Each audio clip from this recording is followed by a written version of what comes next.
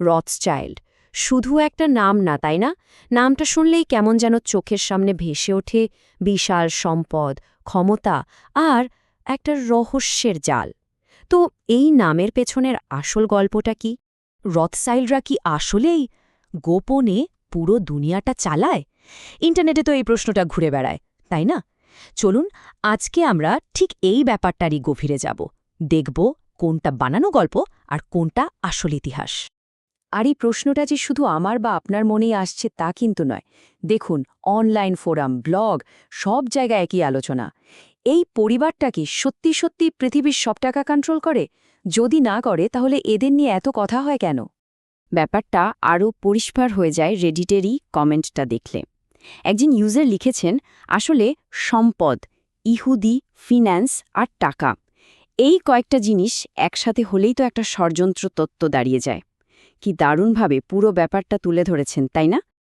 আর এই ষড়যন্ত্র তত্ত্বের শুরুটা কিন্তু আজকের নয়, একেবারে 1846 সালের একটা প্যাম্ফলেট থেকে। সেখানে বলা হয়েছিল কি জানেন, যে নাথান রথচাইল্ড নাকি ওয়াটারলু যুদ্ধের খবর আগে পেয়ে গেছিলেন আর শেয়ার বাজারে বিশাল লাভ করেছিলেন। কিন্তু মজার ব্যাপার হলো, এটা পুরোপুরি একটা বানানো গল্প ছিল। তাহলে বানানো গল্প বাদ দিয়ে আসল বাস্তবতায় ফেরা যাক। আর সত্যি বলতে কি, এদের আসল উত্থানের গল্পটা যে কোনো কল্পকাহিনীর চেয়েও অনেক বেশি ইন্টারেস্টিং। একবার ভাবুন তো, 1760-এর দশকে ফ্র্যাঙ্কফার্টের একটা ইহুদি পাড়ায় ছোট্ট একটা ব্যবসা শুরু হলো। আর মাত্র 60 বছরের মধ্যে সেই পরিবারের 5 ছেলে ইউরোপের 5টা অর্থনৈতিক রাজধানী Frankfurt, London, Paris, Vienna, Naples থেকে ব্যবসা চালাচ্ছে। মানে এক প্রজন্মেই একটা আনপ্যারালেলড, একটা অপ্রতিদ্বন্দ্বী ফাইন্যান্সিয়াল নেটওয়ার্ক তৈরি হয়ে গেল। কিন্তু কিভাবে সম্ভব হলো এটা? তাদের আসল সিক্রেট ওয়েপনটা কি ছিল? টাকা? না, তাদের আসল অস্ত্র ছিল ইনফরমেশন, মানে তথ্য। ঐতিহাসিক নিয়াল ফার্গুসন তো বলেইছেনই, তারা এমন একটা ব্যক্তিগত যোগাযোগ ব্যবস্থা তৈরি করেছিল যা সরকারি ব্যবস্থার চেয়েও দ্রুত গতিতে কাজ করত। ভাবা যায়, তথ্যই ছিল তাদের আসল পাওয়ার। আর এই ইনফরমেশনের অ্যাডভান্টেজটাই 19 শতকে রথচাইল্ডদের বানিয়ে দিয়েছিল পৃথিবীর সবচেয়ে পাওয়ারফুল ফাইন্যান্সিয়াল ইনস্টিটিউশন, এক কথায় বিশ্বের ব্যাংকার। যেমন ধরুন 1818 সাল, প্রুশিয়ার সরকারকে তারা 50 লক্ষ পাউন্ডের একটা বিশাল লোন দেয়। আর এটাই ছিল আজকের যে ইন্টারন্যাশনাল বন্ড মার্কেট আমরা দেখি, সেটার শুরু। মানে তারা শুধু টাকা ধার দিত না, তারা আস্ত একটা বাজারই তৈরি করে ফেলত। তাদের ক্ষমতা ঠিক কতটা ছিল তার একটা উদাহরণ দেই। 1825 সালে ব্যাংক অফ ইংল্যান্ড, মানে খোদ ব্রিটেনের কেন্দ্রীয় ব্যাংক, যখন প্রায় মুখ থুবড়ে পড়ার মতো অবস্থায়, তখন এই রথচাইল্ড পরিবারই কিন্তু সোনা সাপ্লাই দিয়ে পুরো মার্কেটকে বাঁচিয়েছিল। Just imagine. তাদের প্রভাবটা ছিল সবখানে। একদিকে নেপোলিয়নের বিরুদ্ধে ব্রিটিশ সেনাবাহিনীকে টাকা দিচ্ছে, অন্যদিকে সুয়েজ খাল কেনার জন্য তারাই ফান্ড দিচ্ছে। আবার দেখুন, ইউরোপ জুড়ে নতুন নতুন রেলপথ তৈরি হচ্ছে তাদের টাকায়। এমনকি পর্তুগালের কাছ থেকে ব্রাজিলের স্বাধীনতা কিনতেও তারাই অর্থায়ন করেছিল। ইতিহাসের বড় বড় সব ঘটনায় তাদের টাকা আর প্রভাব জড়িয়েছিল। এই জন্যই ঐতিহাসিক ফার্গুসন বলেন যে 19 শতকে এন.এম. রথচাইল্ড ছিল বিশ্বের সবচেয়ে বড় ব্যাংক, যারা আন্তর্জাতিক বন্ড মার্কেটকে একাই কন্ট্রোল করত। মানে মূল কথাটা হলো, তাদের ক্ষমতাটা কোনো গোপন ব্যাপার ছিল না, এটা ছিল একদম ওপেন, একটা অর্থনৈতিক ডমিনেন্স যা সবাই জানত।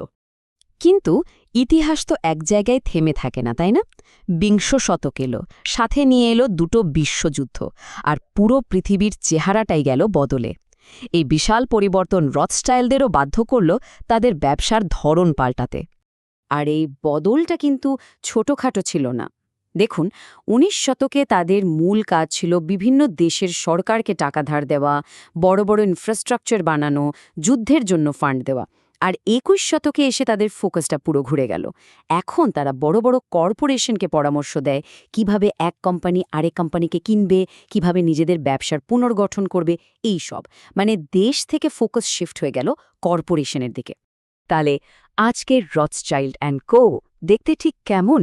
আর সেই যে $1 মিলিয়ন প্রশ্নটা, তাদের আসল সম্পদের পরিমাণটাই বা কত?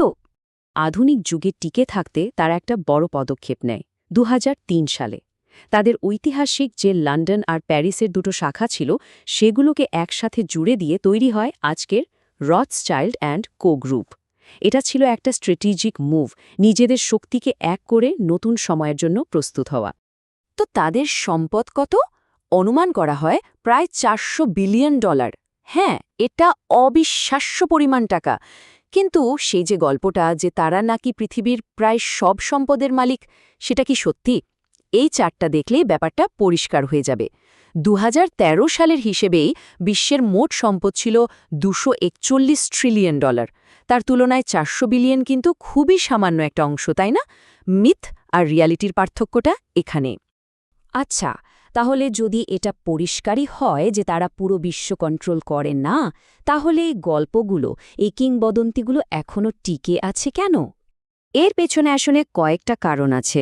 প্রথমত, পরিবারটা সবসময় নিজেদের খুব আড়ালে রাখতে পছন্দ করেছে, একটা গোপনীয়তা বজায় রেখেছে। এতে মানুষের মনে স্বাভাবিকভাবেই একটা রহস্য তৈরি হয়। দ্বিতীয়ত, অতীতে তাদের যে বিশাল ক্ষমতা ছিল সেটা আজকের দিনের বানানো গল্পগুলোকেও বিশ্বাসযোগ্য করে তোলে। আর সবচেয়ে দুঃখজনক কারণটা হলো প্রায়ই রথচাইল্ড নামটা ইহুদি বিদ্বেষী ষড়যন্ত্র তত্ত্বে একটা প্রতীকের মতো ব্যবহার করা হয়। কিন্তু তাদের আসল প্রভাবটা তাহলে কোথায় ছিল? সেটা কোনো গোপন ব্যাপার বা ছায়াশক্তি ছিল না। তার সবচেয়ে বড় প্রমাণ হল এই বেলফোর ডিক্লারেশন। ভাবুন একবার, ২০ শতকের সবচেয়ে গুরুত্বপূর্ণ রাজনৈতিক দলিলগুলোর একটা, বেলফোর ডিক্লারেশন, সেটা সরাসরি চিঠি হিসাবে লেখা হয়েছিল এই পরিবারেরই একজন সদস্য, লর্ড ওয়াল্টার রথচাইল্ডকে। এর থেকেই বোঝা যায় তাদের ক্ষমতাটা ছিল একদম বাস্তব, রাজনৈতিক আর সবার সামনে। কোনো ছায়াশক্তি নয়, বরং বিশ্বমঞ্চের একজন গুরুত্বপূর্ণ খেলোয়াড়। আর সত্যি বলতে কি, এই বাস্তবতাই যেকোনো কল্পকাহিনীর চেয়ে অনেক বেশি চমকপ্রদ।